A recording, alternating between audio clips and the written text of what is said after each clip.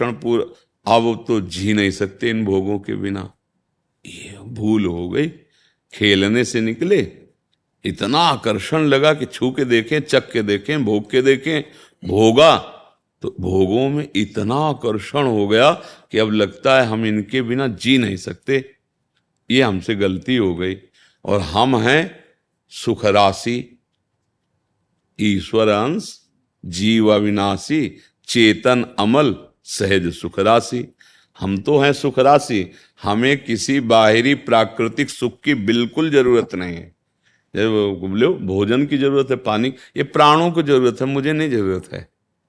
तो शरीर को, प्राणों को, अंतःकरण को, इंद्रियों को हमें दिया गया है सतमार्ग में लगाकर, जो भूल हो गई उसको मिटा दें।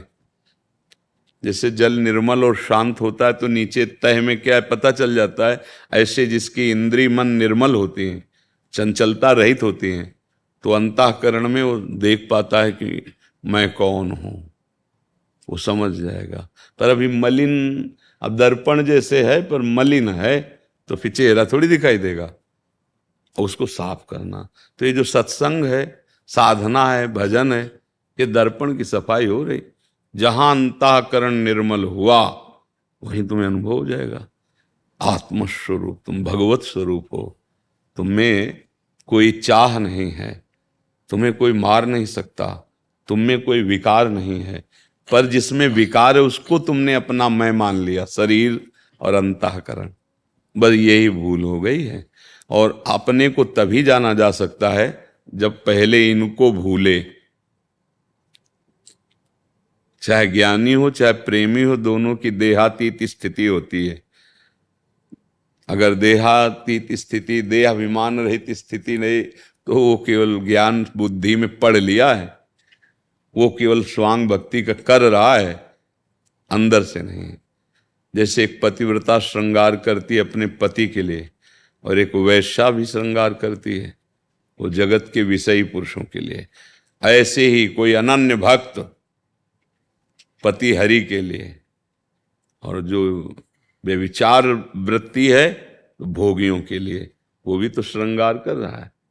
भगवत रसिक जी कहते हैं, विद्या रूप महत्व कुल धन यौवन अभिमान, षटकंटक देखे जहां राहे न भक्ति निदान। राहे न भक्ति निदान स्वांग सब नगर नारी के, विषयीन हाथ बिकाए नहीं रिझवन बतार के।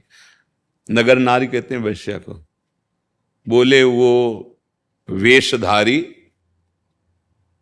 जो विद्या रूप महत्व कुल धन, किसी कोई भी अभिमान, कोई भी अन्य आशा, तो बोले वो जैसे एक वैश्या श्रृंगार कर रही विषयी के हाथ में बिकने के लिए, ऐसे वो भी बिकने के लिए तैयार हो रहा है। इसीलिए रंग थोड़ी आ रहा है। जो प्रेम रंग आना चाहिए, भगवान की चर्चा करने से बढ़कर कोई साधना है। जैसे हम भगवान का यश गान कर रहे हैं, भगवान का गुण गा रहे हैं, दासत्व, उनकी प्रेम लक्षणा भक्ति। धुंधकारी ने कोई और साधना नहीं की, 7 दिन केवल भगवत चर्चा सुनी, भागवत, और विमान आ गया, बैठ के चला गया। मथुरा की यज्ञ करने वाले ब्राह्मणों की पत्नियों की कोई साधना नहीं थी। वृंदावन से मालिनी जाती थी पुष्प लेके, दोना पुष्प घर घर पहुंच बताती थी, आज जो नंद के लाला ऐसी पोशाक धारण किए थे, ऐसे खड़े थे, आज ये खेल रहे थे, आज बकासुर मारा, आज अघा, सुन सुन करके हृदय कृष्णाकार हो गया। और जब वो भगवान का पूरी कथा विस्तृत है, पर भगवान का साक्षात्कार उन याज्ञिक ब्राह्मणों को ना हुआ, और भगवत चर्चा सुनने वाली ब्राह्मण पत्नियों को हुआ, और भगवान ने उनका स्वागत किया। जैसे गोपीजनों को कहा था ना, स्वागतम वो महाभागा, ऐसे उनके लिए भी भगवान शब्द बोले। भगवत चर्चा हम लोग करते हैं, पर हमारे हृदय में प्रीति नहीं उत्पन्न हो रही। चौथी भगत मम गुण करे कपट तज गान, यही कपट होता है कि हम जय तो प्रभु की बोलते हैं, लेकिन हम अपनी कीर्ति चाहते हैं, अपना सम्मान चाहते हैं, अपना सुख चाहते हैं। तो वो मिल जाएगा क्योंकि वो तो कल्पतरु है, भगवदयस, लेकिन प्रेम नहीं मिलेगा, ज्ञान नहीं होगा, भगवान की भक्ति नहीं होगी।